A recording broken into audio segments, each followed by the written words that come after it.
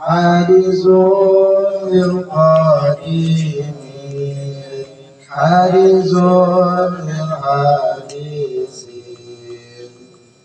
Salawat beserta salam marilah kita limpahkan ke junjungan Nabi besar kita Sayyidina wa Habibina wa Syafi'ina wa Maulana Muhammadin sallallahu alaihi wasallam, dan kepada keluarganya, sahabatnya, pengikutnya yang insyaallah kita yang hadir di acara walimah akikah ini. Jelasnya Isma'ul Sholihin. Insyaallah kita yang hadir di walimah di kediaman Sahih Maulid ini termasuk orang-orang yang mengikuti para sholihin. Tapi alhamdulillah kalau saya mah tiap hari ngikutin Ustaz Soleh. Insyaallah kalau kita mengikuti Ustaz Soleh di dalam grupnya Silaturahim, kita masuk ke dalam Isma'ul Sholihin. Amin ya Allah ya Rabbal alamin.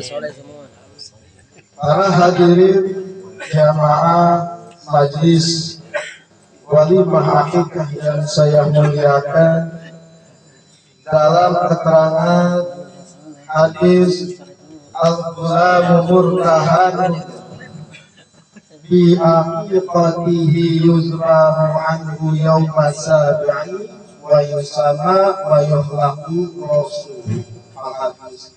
Jadi apa-apa yang sudah tadi dijalankan, bahwasanya ketika seorang anak lahir digadaikan dan dijamin dengan akikahnya, maka sembelihlah seekor domba kalau untuk anak perempuan, kalau untuk anak laki-laki berapa? Dua ekor.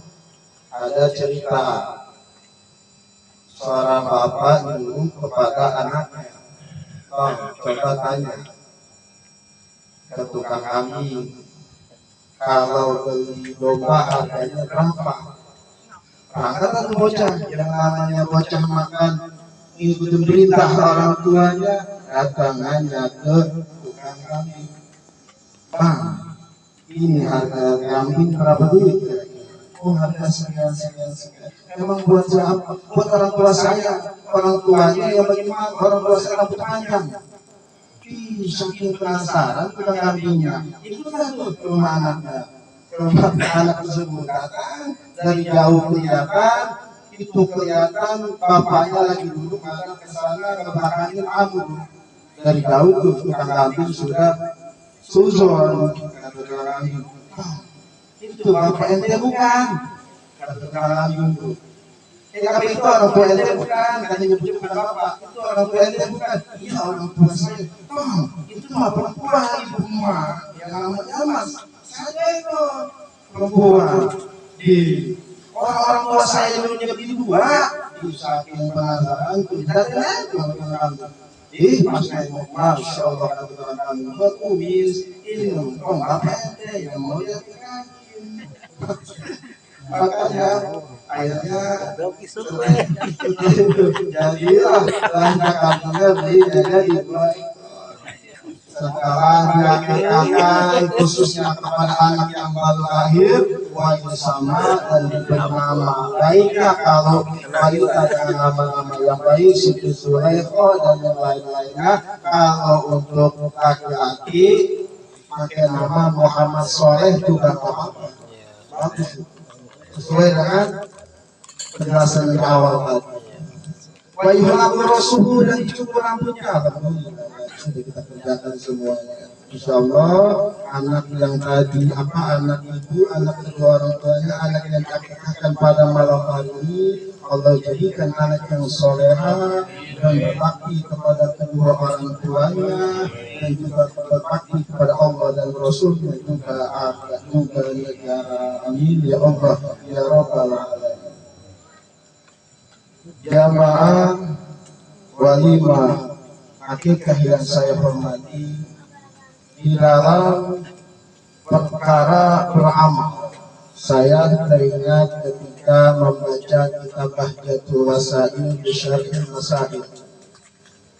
Saya teringat bahwasanya di dalam beramal itu kita harus benar-benar ikhlas. Jangan karena manusia, jangan karena setan apa juri.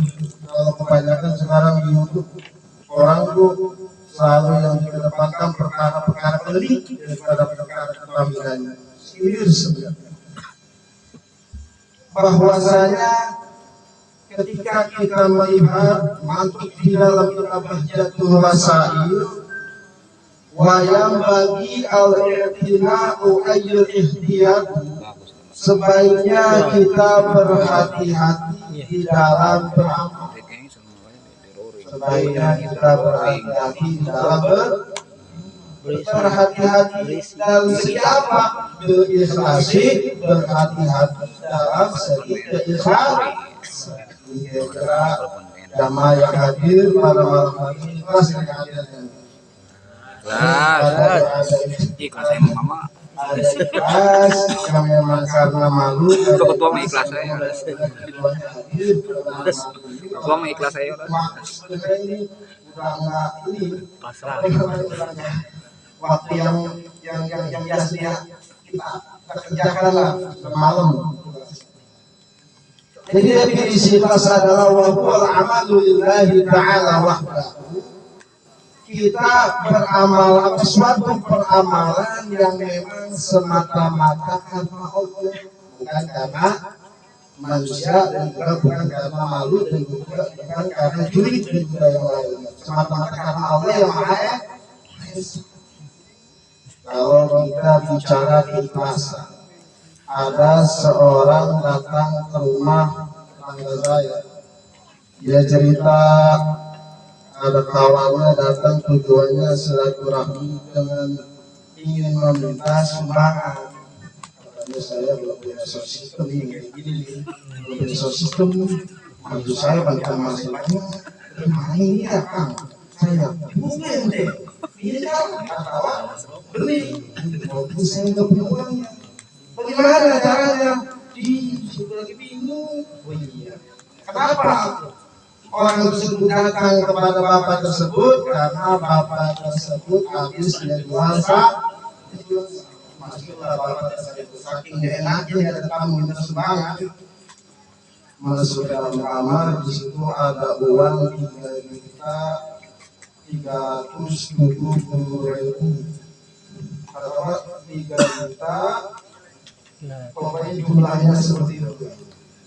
Lalu Bapak ini yang saya kasih uang tersebut yang 3 juta apa yang 30.000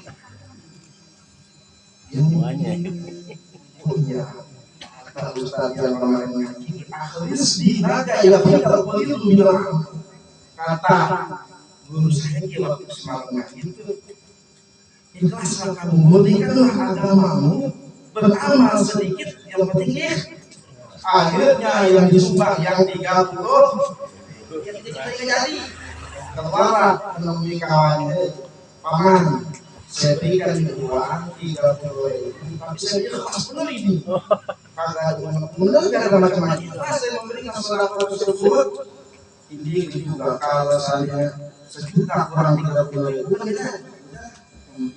saya terima sumbangannya. Apa? Karena tapi ingat ada rumusan yang dibuat sama Syekh Ibnu Hajar di dalam kitab Tuhfah. Rumusannya adalah fal afdalu tajridul ibadati an qawli fi sawabi wa ta'ati. Saya kalau ingat mantuk ini, teringat keterangan ini, saya ingat waktu saya bertemu di Semarang Timur bersama orang yang alirannya lintas iman. Ketika saya datang silaturahim, assalamualaikum, waalaikumsalam, pada Allah yang ditemukan ikan dan juga alhamdulillah insyaallah berkah ini semuanya. Dijawabnya sama sahibul bednya, kata sahibul bednya, Ustaz, saya mah tidak menginginkan ganjaran, saya tidak menginginkan surga dan juga tidak mencari surga. Masya Allah, saya bingung ini menjawab. Kata beliau, seorang yang memang menganut aliran lintas iman. Alhamdulillah masuklah ke malam Sabtu taklim di pengajian rumah saya dibawa bersama Syekh Nawawi di dalam kitab Bahjatul Wasail yang dikutip dari ucapannya Ibnu Hajar di dalam kitab Tuhfatul Nadi wa Abdul Tajridul Ibadati an Qawli bisawabi wal qalami. Jadi utama-utamanya kita beramal. Urusan yang utama-utamanya kita beramal adalah kita kosongkan, kita murnikan ibadah kita tanpa mengharapkan ganjaran, tanpa menginginkan ganjaran, dan juga tanpa mencari ganjaran. Kira-kira Romo, bisa Romo? Insya Allah. Kita belajar jadi mukhlis, meskipun belum karena mengikhlaskan. Kalau mengikhlas itu adalah anugerah yang diberikan sama Allah, bukannya kita mencari, belajar untuk menjadi ikhlas. Mukhlis adalah, dan rumusan yang keduanya walau amilallahu ta'ala ma'aqami fi dzalika wa talabihi, dan meskipun kan kata yang tadi itu kata yang orang yang lintas iman, Ustaz, apa namanya, saya enggak mencari ganjaran dan juga saya enggak menginginkan ganjaran, saya dan juga saya enggak mencari ganjaran. Tapi kata Ibnu Hajar tadi ada lanjutannya, ada opsi yang keduanya. Opsi keduanya apa? Walau amilallahu ta'ala, dan jika seseorang itu beramal dengan peramalannya dengan mengharapkan ma'aqami fi dzalika wa talabi, dengan mengharapkan ganjaran dan juga mencari ganjaran, watasihul ibadatuhu jasman, maka sah-sah saja. Berarti konsep yang lintas iman itu clear. Dia nggak lihat kepada urusan yang kedua, opsi yang kedua. Mungkin kalau kita terusin merupakan ya, kita bisa lama-lama ya. Ini sajalah yang dapat saya sampaikan. Saya ingat ungkapan akhir daripada Imam Al-Faqih bahwasanya hifdzul ta'at asyaddu min faqdiha, menjaga kekuatan kita di dalam ibadah, menjaga kekuatan kita di dalam beramal itu lebih sulit daripada mengerjakannya. Saya sampaikan. Wassalamualaikum warahmatullahi wabarakatuh.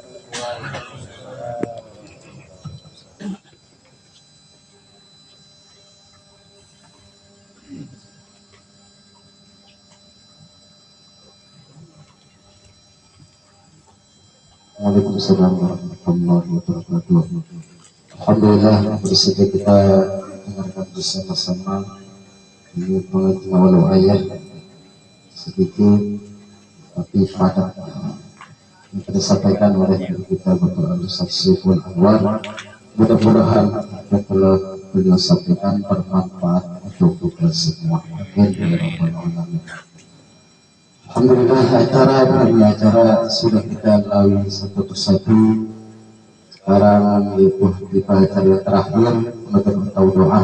Namun sebelum doa mulai saya atas nama acara membawa acara dan sekaligus bersahibul baik mengucapkan syukur kasiran itu Bapak Muhammad Abdul Bakri, mengucapkan terima kasih atas kehadirannya kepada Bapak sekalian dan para undangan baik yang dekat maupun yang jauh. Yaitu Bapak Muhammad Bakri, sekeluarga tidak bisa membalas kebaikan Bapak hadis sekalian, hanya Allah akan yang membalasnya. Beliau berterima kasih atas doanya. Kita menekan anak kami, putri kami yang bernama Muhammad Salam Pertiwi Bakri.